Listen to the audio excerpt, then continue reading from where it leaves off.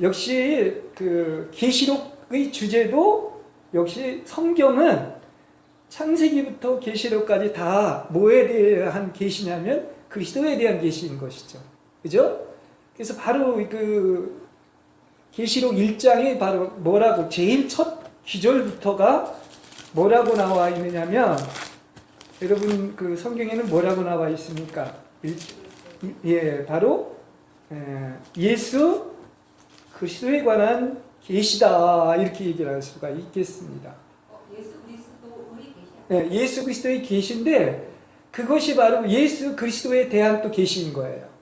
그러니까 예수가 누구냐 그거 얘기하는 겁니다.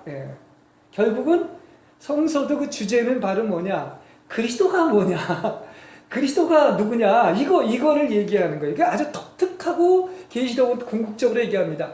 그래서 제가 그 전에도 얘기했지만 성경이 뭐 얘기하는 줄 아느냐? 그 나 얘기하는 거다.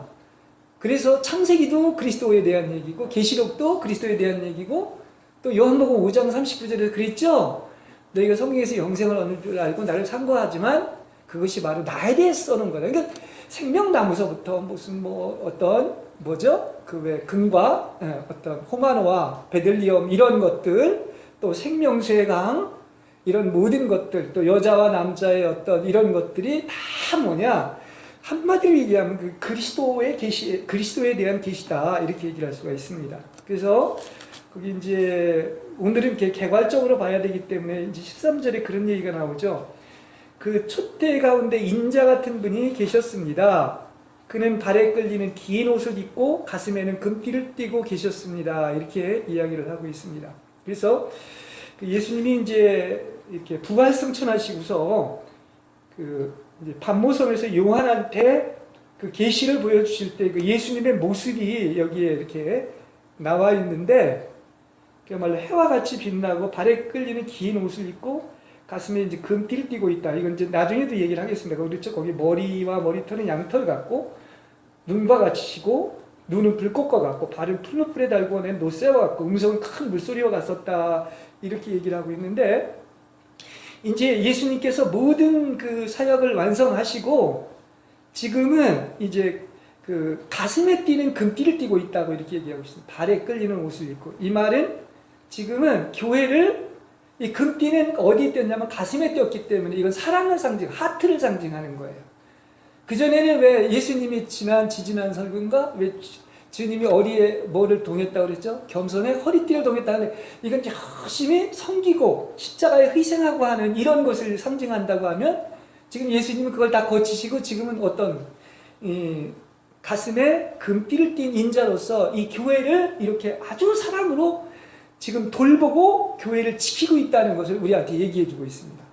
사실 크게 본다고 하면 교회는 누가 지금 돌보고 있느냐?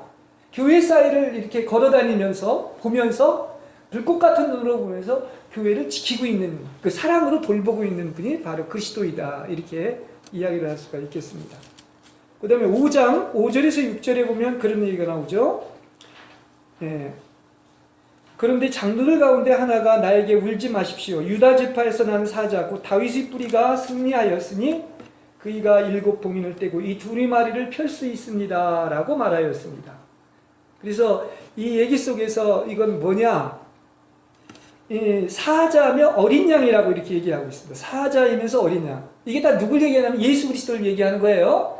그럼 어린 양은 뭐 여러분 잘 알겠지만 우리의 모든 어떤 죄를 어떤 것입니까? 다 깨끗이 도말하신 이제 그런 분을 얘기를 할 때 어린 양이라고 얘기를 할 수가 있고 이 사자는 뭐냐면 지금 여기 이제 그 5절에도 이렇게 보는 것처럼 이 요한이 보니까 그 하늘나라에 이제 두루마리가 이렇게 들고 있는 보좌에 앉으신 분이 있는데 거기에 그 7인이 찍혀서 봉해져 있는 거예요.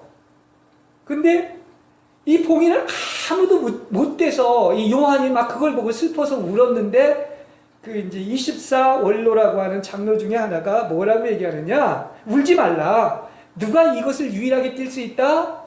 누가 뛸 수 있다고 그랬습니까? 여기 5절에 보면 유다 지파에서 난 사자 곧 다윗의 뿌리가 승리하셨으니 그가 7인을 뗀다. 그리고 두루마리집을 펼친다 이렇게 얘기하고 있습니다. 그러니까 사자는 뭐 하는 거냐면 그 어떤 유다야파의 사자는 왕으로서 이기는 자로서 하나님의 행정을 집행할 수가 있는데 인을 띄는 것은 누구만 뛸 수 있다? 누가 띄는 것입니까? 이 일곱인이 앞으로 나오지 않습니까? 근데 이 일곱인은 오직 예수만 뛸 수가 있는 거예요. 그래서 사자이면서 어린 양이라고 얘기를 하고 있습니다. 그 다음에 10장 2절에 보면 이렇게 나옵니다. 그는 손에 작은 두루마리 하나를 펴서 들고 있었습니다. 그는 오른발로 바다를 디디고 왼발로는 땅을 디디고 서서 마치 사자가 울부짖듯이 큰 소리로 부르짖었습니다. 이렇게 얘기하고 있습니다. 그래서 지금 한 힘센 천사가 지금 오른발은 바다를 밟고 있고 왼발은 땅을 밟고 있다고 그랬습니다. 그러면 이건 무슨 얘기냐고 하면 앞으로 이 바다는 이 세상을 상징하고요. 그 다음에 땅은 우리가 사는 이 지구를 상징하지 않습니까? 그죠? 그래서 이 세상과 땅을 누가 지금 이제 소유하기 위해서 오신다? 바로 이 땅을 소유하기 위해서 그리스도께서 오신다는 것을 상징하고 있는 거예요. 그러니까 땅의 소유는 지금은 인류가 타락하고 나서 세상을 사탄한테 줬지만 앞으로 땅도 회복이 돼요. 그래서 이 땅이 그야말로 낙원이 됩니다. 그게 이제 그 이사야서에도 나오는 것처럼 이게 지상에 어떤 낙원이 이루어지고, 그러니까 천연왕국이 오면 땅이 회복이 되고 또 하늘나라에 그 어떤 다스리는 영역이 있다. 이게 두 영역이 있다고 볼 수 있습니다. 그래서 땅을 소유하기 위해서 그리스도께서 이 땅에 오시는 이유가 땅을 어떻다? 본래의 신낙원에서 복낙원으로 회복시키고 낙원을 만들기 위한 것이다 얘기를 할 수가 있습니다. 그 다음에 여러분 잘 알겠지만 20장 4절에서 6절을 보면 이런 얘기가 있습니다. 또 내가 보좌를 보니 그 위에 사람들이 앉아있는데 그들은 심판할 권세를 받은 사람들이었습니다. 또 나는 예수의 증언과 하나님의 말씀 때문에 목이 베인 사람들의 영혼을 보았습니다. 그들은 그 짐승이나 짐승 우상에게 절하지 않고 그들의 이마에와 손에 그 짐승의 표를 받지 않은 사람입니다. 그들은 살아서 그리스도와 함께 1000년 동안 다스렸습니다. 그렇게 얘기를 하고 있습니다. 이게 바로 이제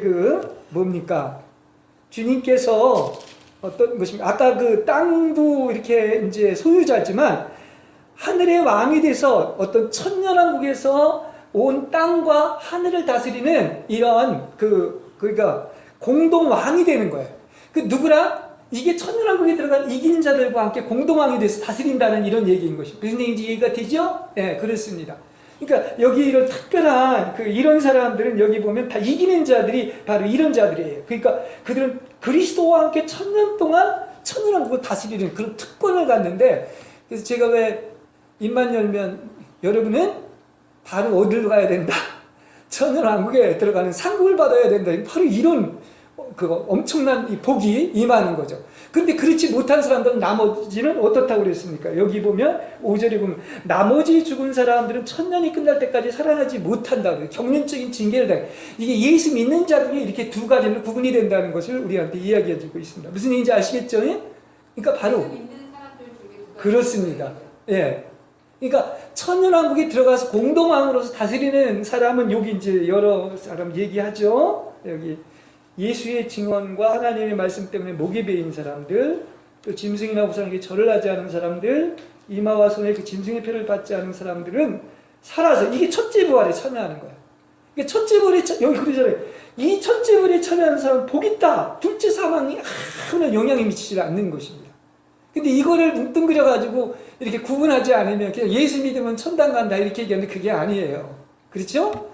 여러분 가장 복된 것은 바로 뭐냐? 휴거돼서 첫째 부활에 참여하는 거예요. 둘째 사망이 없어요. 첫째 부활에 참여하는 사람들은.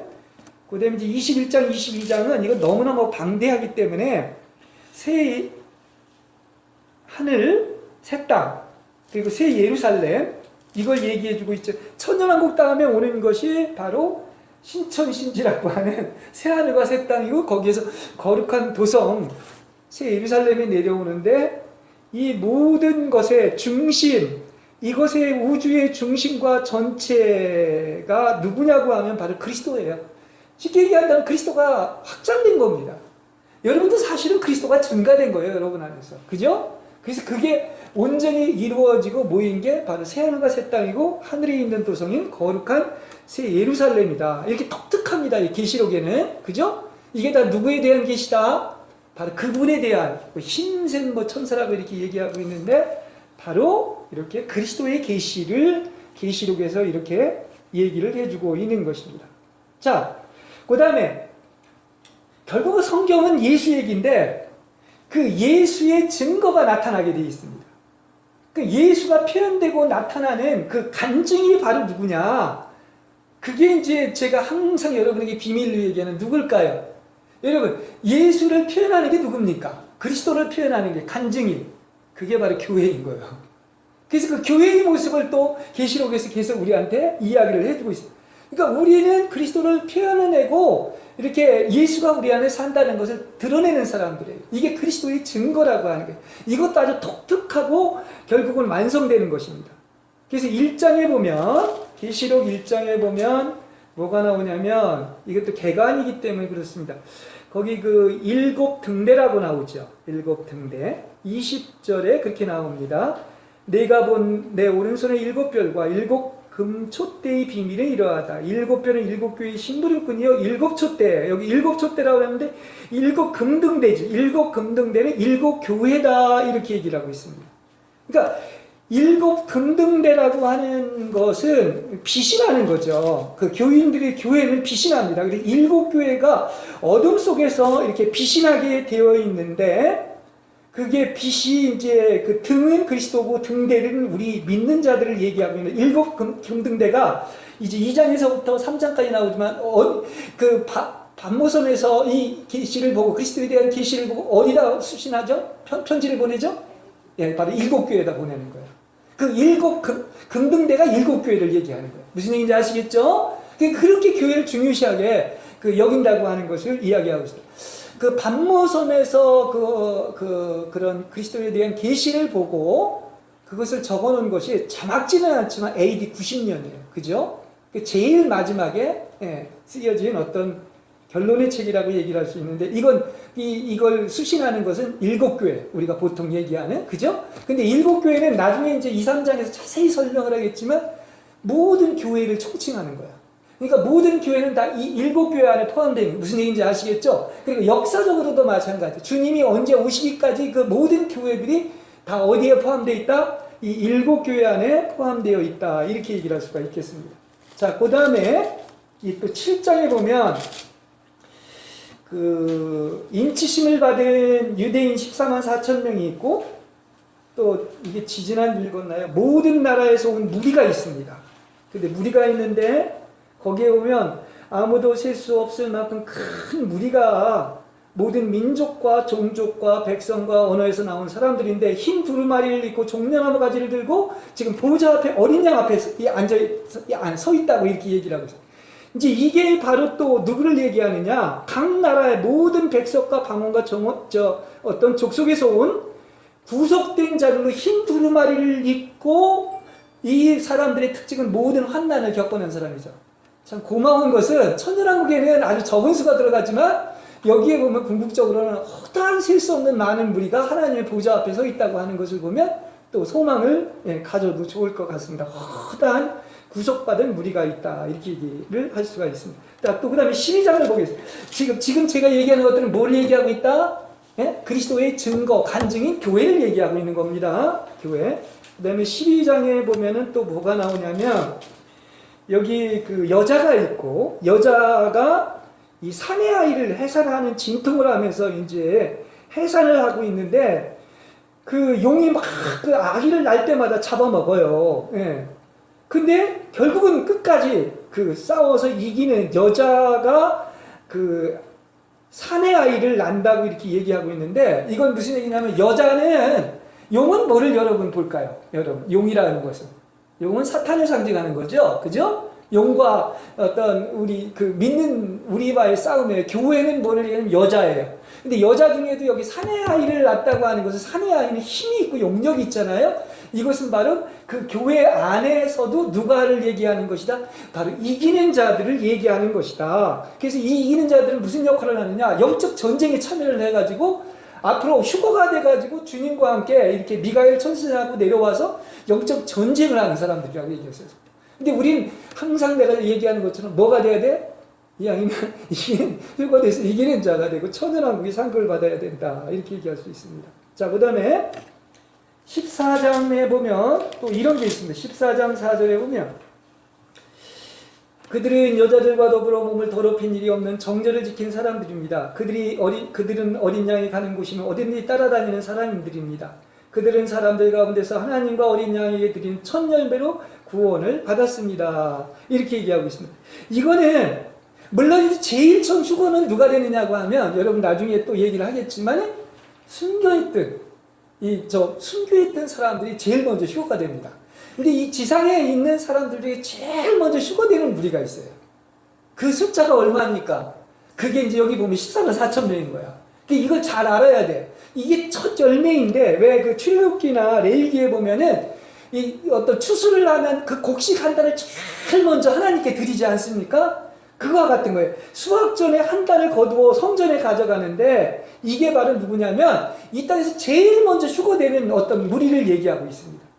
아까 그 특징이 나와 있죠? 14장 4절에 보면 어떤 자들인가 하는 것을 얘기를 하면서 그래서 이 첫째 열매에 해당되는 이런 사람들은 하늘의 시온산으로 휴거가 됩니다. 아까 순교자들은 그 삼층천을 이건 사실 같은 장소예요.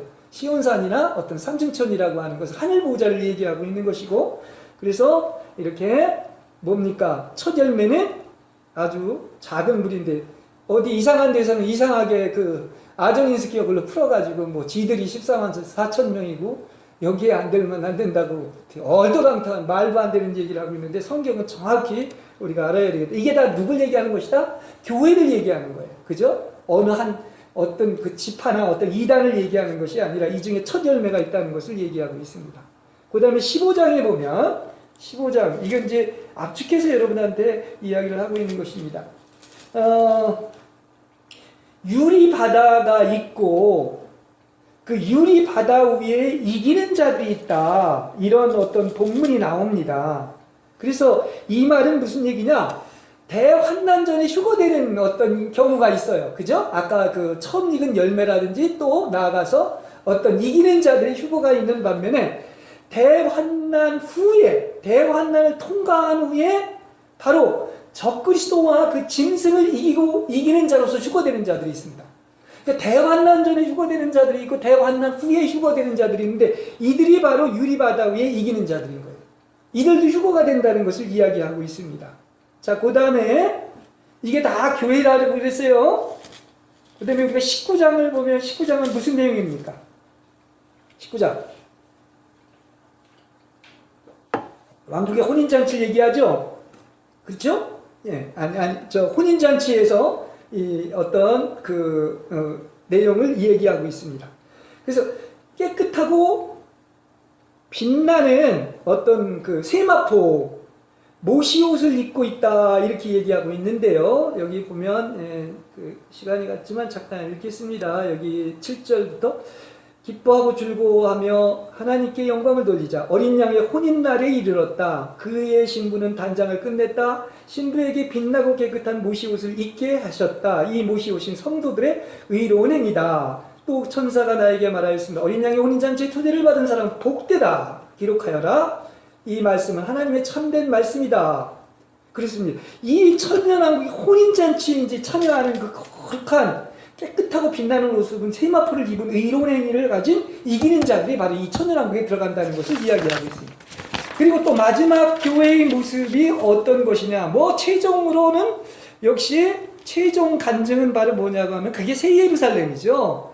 그러니까 하나님의 집이 이렇게 계속 지금 아까 얘기를 했죠. 등대, 구속받은 허다한 무리, 사내아이, 첫열매, 후기에 이기는 자들, 혼인잔치에 참여하는 자들, 그리고 제일 마지막에는 뭡니까? 새하늘과 새 땅인 새 예루살렘이 하나님의 집, 그리스도가 확대된 것이죠. 이거는 그리스도의 증가죠. 그래서 하나님의 건축이 최종으로 완성된 것인데, 그 새 예루살렘에는 그 하나님의 그 건축 어떤 성분 중에 보좌가 있고 하나님의 성전이 있고 빛이 있다, 이렇게 얘기하고 있습니다. 그건 이제 나중에 또 자세히 이야기를 하도록 하겠습니다.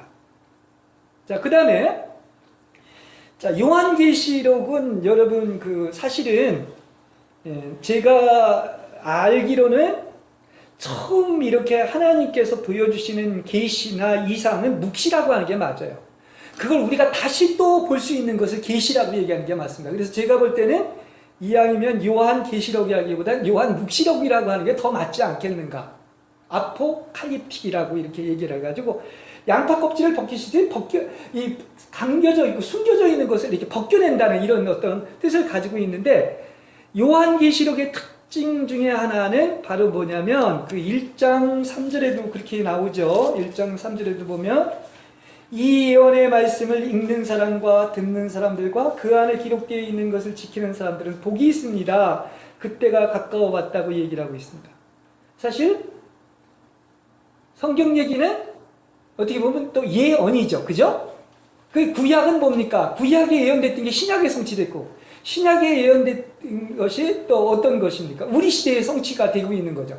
그래서 지금 예언이 이제 그 요한 때는 거의 예언이죠. 예언인데 오히려 2000년이 지났기 때문에 우리 때는 어떻게 됩니까? 많은 것이 이미 이루어졌고 또 성경이 그대로 성취된 것을 알 수가 있어요. 그래서 그 성경은 어떤 것이다? 장차 일어날 일, 그리고 선견자에게 요한에게 보여주신 이상에 이렇게 이것을 뭐라고 그랬습니까? 여기서 읽고 듣고 그 안에 기록된 것을 지키는 사람은 복이 있다. 그러려면 어떻게 해야 돼요? 계시록도 알고 성경도 알아야죠. 옛날에는 성경은 아무나 못 푼다고 해서 루터 당시에는 종교개혁자들이 하나도 계시록을 건들지 않았지만 지금 그럴 때가 아닙니다. 여기 분명히 얘기하잖아요. 이 예언의 말씀을 읽고 듣고 지키는 자가 복이 있다고 했기 때문에 이게 풀려져야 되는데 하도 사탄이 발올라니까 잘못되게 풀어줘서 문제가 된다, 이렇게 볼 수 있습니다. 그리고 이 계시록 얘기도 그렇고 유대인의 사상은 완료냐 미완료냐밖에 없어요. 그래서 시제로 본다고 하면 요한계시록의 대부분의 시제는 과거 시제입니다. 그 말은 무슨 얘기냐? 우리가 볼 때는 예언의 성격을 가지고 있지만 하나님이 볼 때는 이미 모든 것이 다 이루어진 거예요. 그죠? 그게 또 예언의 것입니다. 왜냐? 아니 어떻게 아직도 이루어지지 않은데 새 예루살렘을 보겠어요? 거룩한 도성, 그죠? 천연왕국을 보겠어요.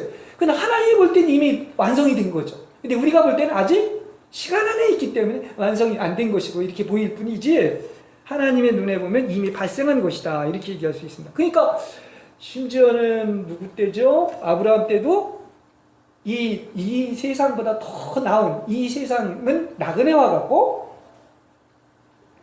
더 나은 좋은 하늘에 고향이 있다는 것을 바라보고 그것을 향해서 나갔던 것을 알 수가 있습니다. 그 다음에 요한계시록이 또 쉽지가 않은 거, 풀기가 좀 어려운 것 중에 많은 것들이 다 뭘로 되어 있냐면 이 사인, 표징으로 되어 있습니다. 표징으로 되어 있어요. 그러니까 이것은 기호라고도 얘기를 할 수가 있고, 그 헬라어로 그 세마이노라고 이렇게 얘기하고 있는데, 그 영어로 얘기하면 signify, 사인이죠. 이 사람이라는 것은, 사람은 왜 이렇게 뭐를 이렇게 떠오르는 게 있잖아요. 십자가 하면 기독교가 떠오르듯이. 근데 여기에 그런 상징적인 어떤 표현들이 굉장히 많습니다. 예를 들어서 일곱 등대는 아까 뭐라고 표현했습니까? 일곱 등대는 일곱 교회라고 그랬죠. 그 다음에 일곱 대저. 앞으로 하나님이 어떻게 심판하실 건지, 일곱 인도, 일곱 나팔도 마찬가지고. 그리고 새 예루살렘은 뭐겠습니까? 그 하나님의 집이 최종으로 완성된 것. 이게 다 뭐냐? 이게 하나의 사인이고, 또 다시 말한다고 하면 성경은 이렇게 표징과 또 심볼로 이렇게 되어 있어서 이걸 정확히 영적인 의미를 알아야 된다는 그런 것이죠. 그래서 이걸 잘못 해석을 하면은 이상한 쪽으로 이렇게 풀어갈 수가 있는데, 이걸 잘 알려고 하면 성경 전체를 통해서 이게 무엇을 얘기하는 것인지 누가 알려주신다? 성령이 알려주시는 것이죠. 그래서 성령이 비비쳐서 풀어줘야 되는 것이다, 이렇게 이야기를 할 수가 있겠습니다. 또 그 다음에 성경은 또 어떤 책이냐고 하면 역시 아까 그 얘기를 했지만 아까 뭐 시작이 있는 것처럼 창세기가 있고 계시록이 있다. 그래서 궁금해서 그걸 먼저 봤다 이제 얘기를 하셨는데 그 마찬가지입니다. 창세기는 모든 그 시작이죠. 씨를 뿌려놨죠. 그러니까 모든 것이 다 거기서부터 출발을 한 거예요. 그리고 제일 마지막에는 시작이 있으면 끝이 있고 알파가 있으면 오메가가 있는 것처럼 모든 것의 결론의 책이 바로 뭐지요? 그게 바로 이제 계시록이다. 이렇게 이야기를 할 수가 있겠습니다. 그래서 계시록 21장에 이런 얘기가 아주 마지막으로 얘기하는 것이 나는 새 하늘과 1, 2절 새 땅을 보았습니다. 이전의 하늘과 이전 땅은 사라지고 바다도 없어졌습니다.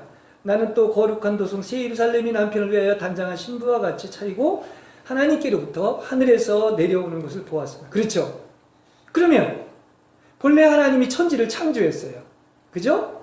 근데 혼돈하고 공허하고 흑암이 깊은 위에 있어가지고 새 창조를 했습니다.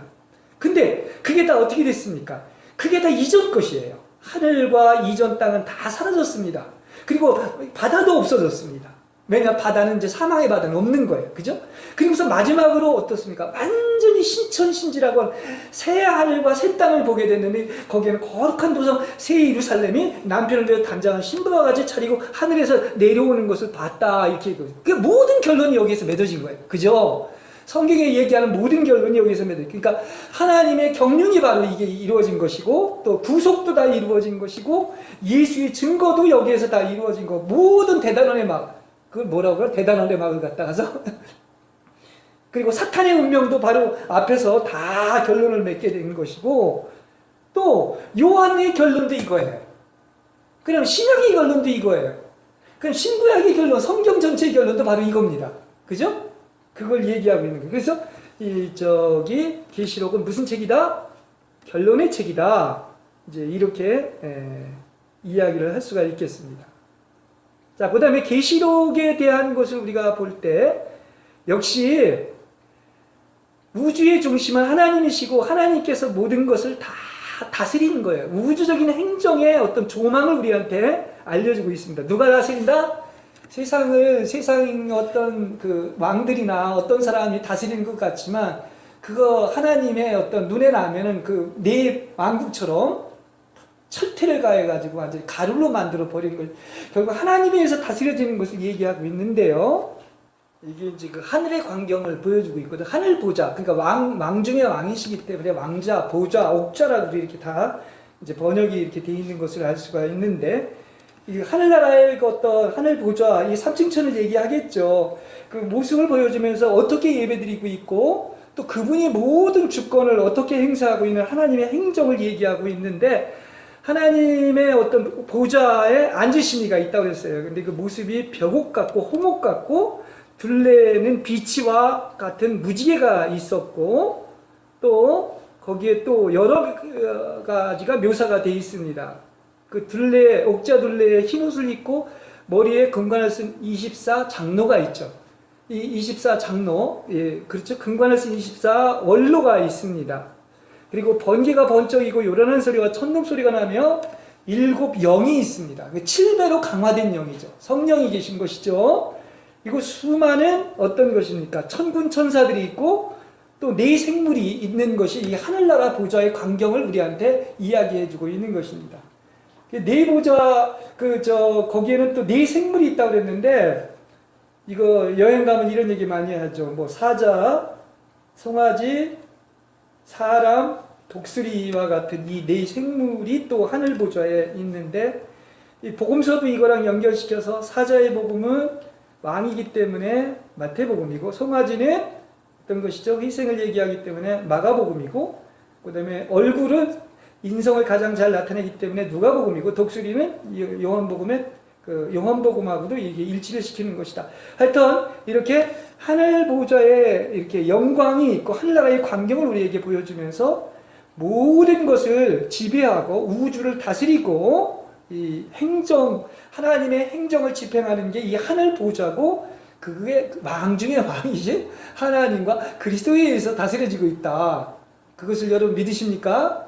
세상의 모든 것들이 사실은 하나님에 의해서 다스려지고 있다. 이렇게 말씀을 드릴 수가 있겠습니다.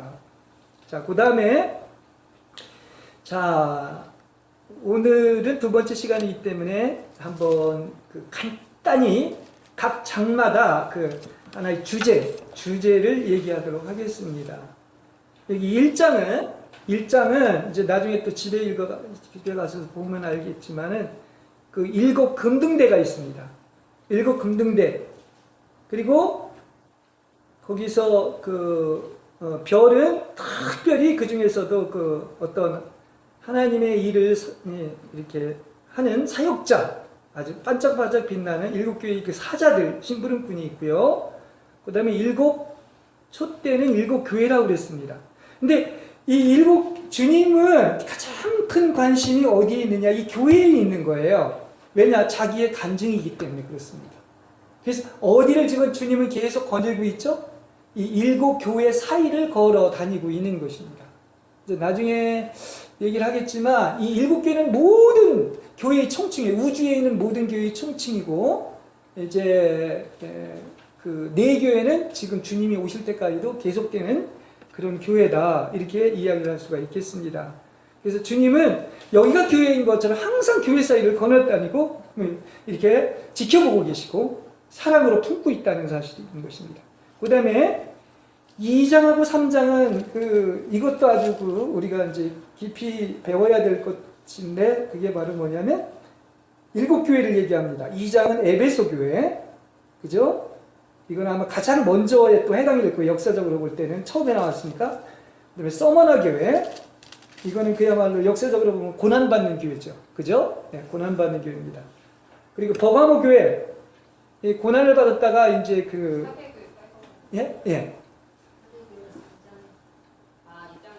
지금 2장 안 끝났어요. 그 다음에 버가모 교회는 이게 이제 폴리게모 뭐 이런 식으로 해서 세상과 결혼한 교회라는 이런 뜻을 가지고 있습니다. 그 다음에 두아디라 교회는 지금의 꼭 그렇게만 얘기할 수 없지만 천주교의 어떤 유형이라고 얘기를 할 수가 있겠습니다. 그 다음에 사대 교회는 지금의 개신교의 유형이라고 얘기할 수 있습니다. 그 다음에 이게 또 시대적으로도 구분을 할 수가 있어요. 그죠? 네. 전체 교회를 다 교회에 해당이 되면서도 시대적으로 이렇게 얘기를 할 수가 있어요. 빌라델피아 교회는 형제교회, 형제 사랑의 교회라고 그래서 가장 작지만 칭찬을 받았던 그런 교회이고, 또 제일 마지막에 나오는 교회는 어떤 교회죠? 라오디게아 교회입니다.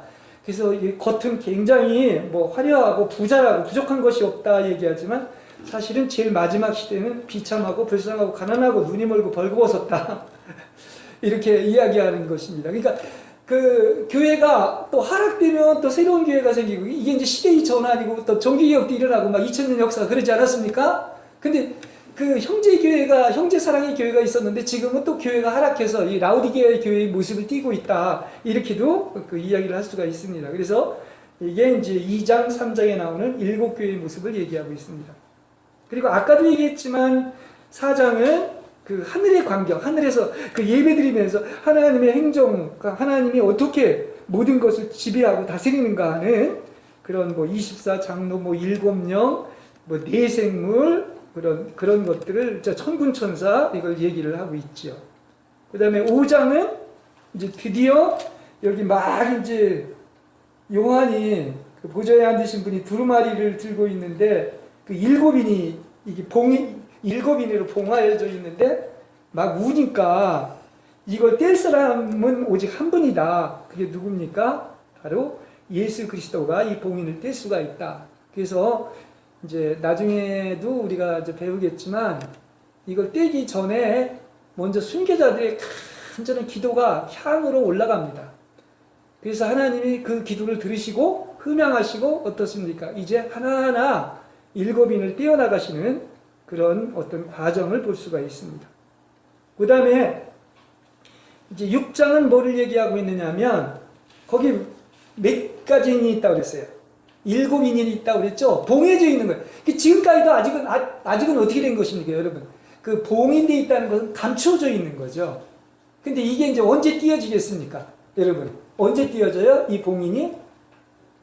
그게 지금까지 주님이 오시고서 띄어져요. 다시 말한다면 마지막 일회 때 이 7인이 띄어지는 거예요. 무슨 얘기인지 아시겠죠? 그 등에서 후 3년 반에 해당되는 것을 얘기하고 있습니다. 그 다음에 7장은 뭐냐고 하면 그 하나님께서 그분의 백성을 보존하시는 그 두 이상을 얘기하고 있는데 그 유대인 중에도 14만 4천 명이 있어요. 예, 이들은 이 땅을 다스리는 어떤 그 대표자들이 됩니다. 그러니까 하늘의 영역을 다스리는 14만 4천 명은 처음 익은 열매라고 했어요. 그러니까 14만 4천 명은 두 군데나 있는 거야. 이것도 알아야 돼요, 여러분.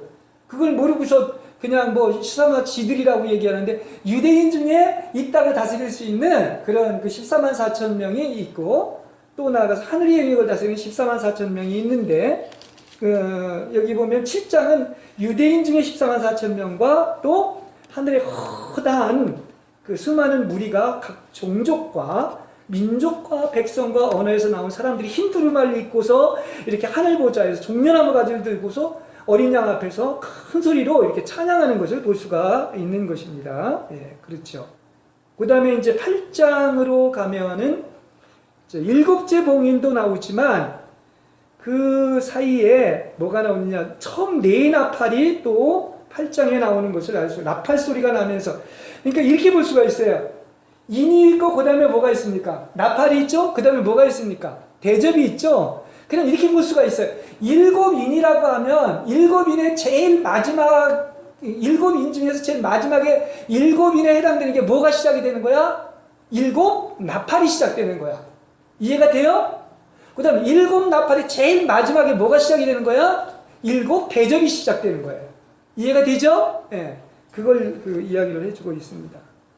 그 다음에 9장은 이제 그 다섯째 나팔과 여섯째 나팔인데 이런 일곱 인, 일곱 나팔, 또 일곱 대접은 그동안에 이 시간이 굉장히 막 2000년이라는 오랜 기간이 걸렸다고 한다면 이건 일곱 일의 중에서 아주 급박한 마지막 거의 그 3년 반에 해당되는 게 대부분 이 내용이에요. 무슨 얘기인지 아시겠죠? 그러니까 아주 기간적으로 굉장히 짧은 기간에 이런 일들이 일어난다는 것을 이야기해주고 있습니다.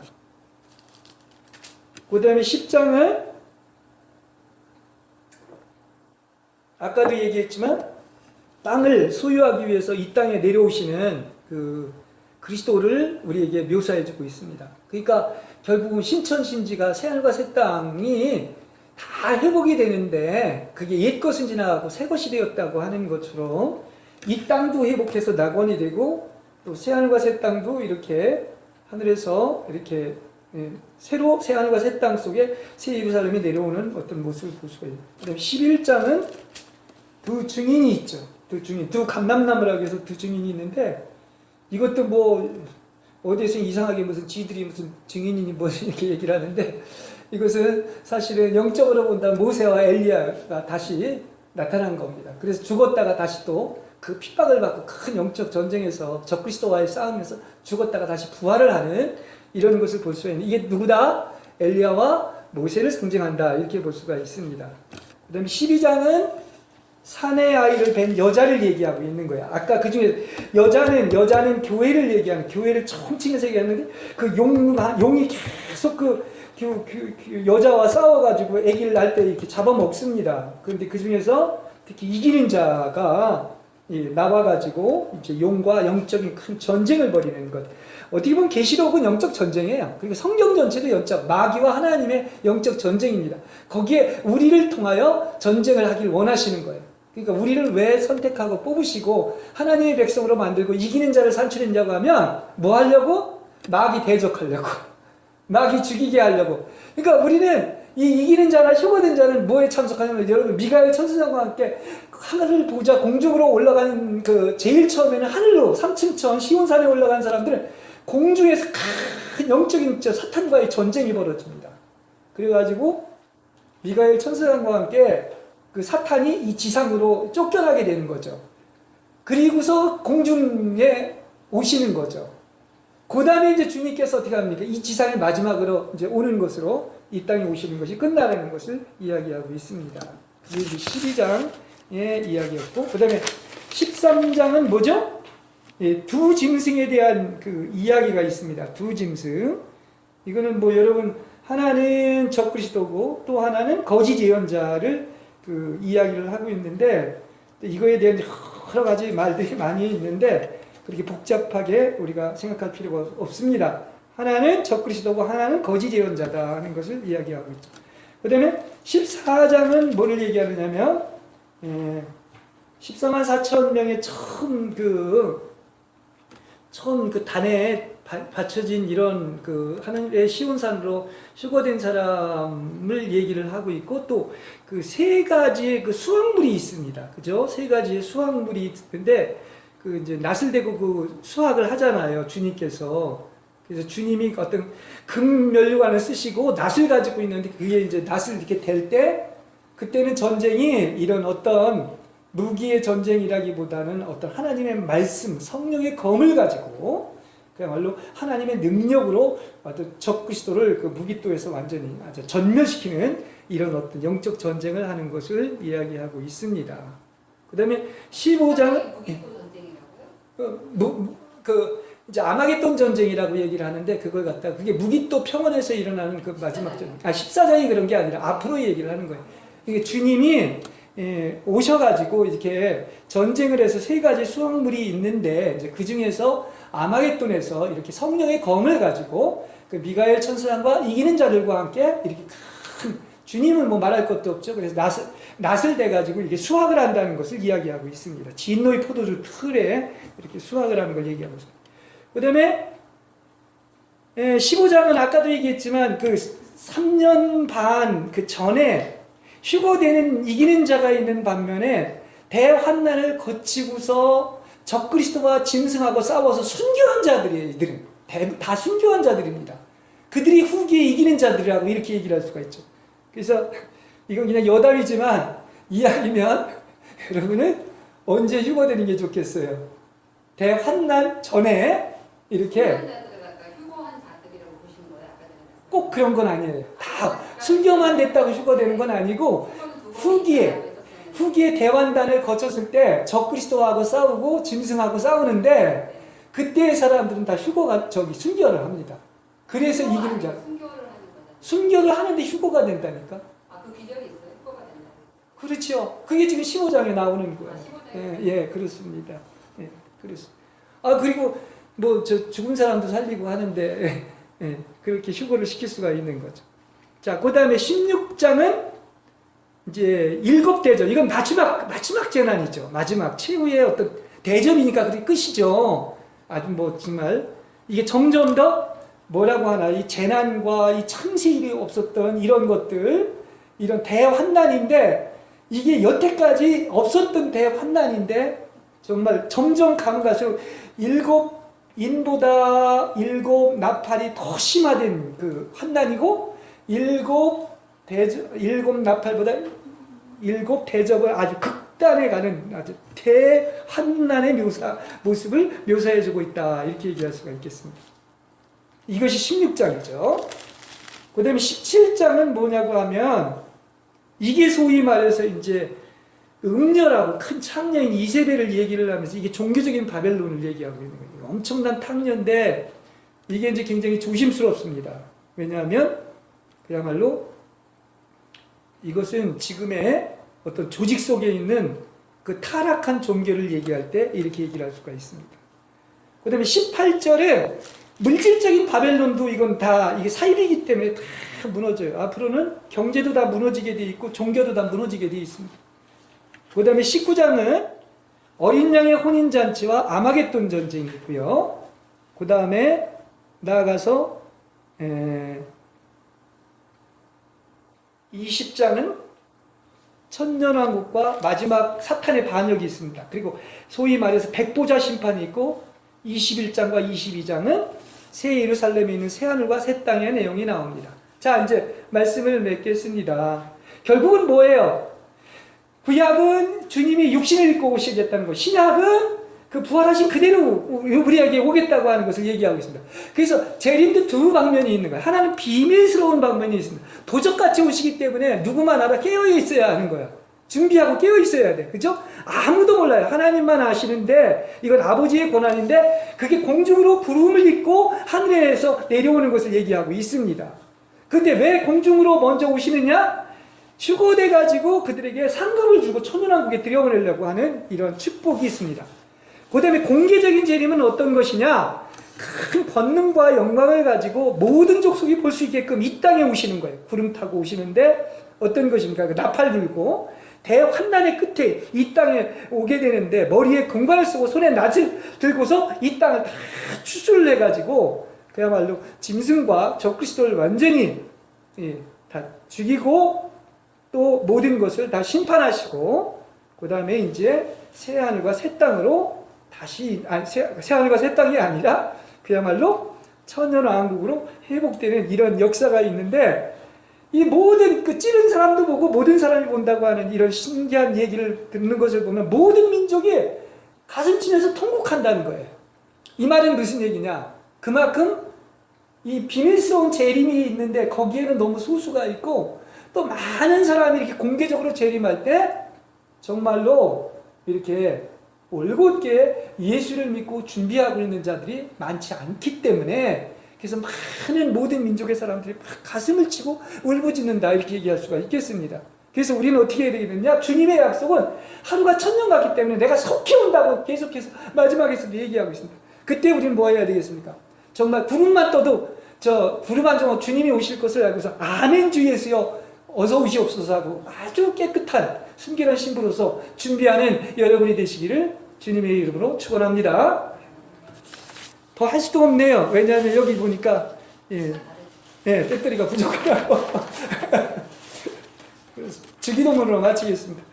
하늘에 계신 우리 아버지 이름이 거룩히 여김을 받으시오며 나라 임하옵시며 뜻이 하늘에서 이루어진 것 같이 땅에서도 이루어지이다. 오늘날 우리에게 일용할 양식을 주옵시고 우리가 우리에게 죄 지은 자를 사하여 주신 것 같이 우리 죄를 사하여 주옵시고 우리를 시험에 들게 하지 마옵시며 다만 악에서 구하옵소서. 대개 나라와 권세와 영광이 아버지께 영원히 있사옵나이다.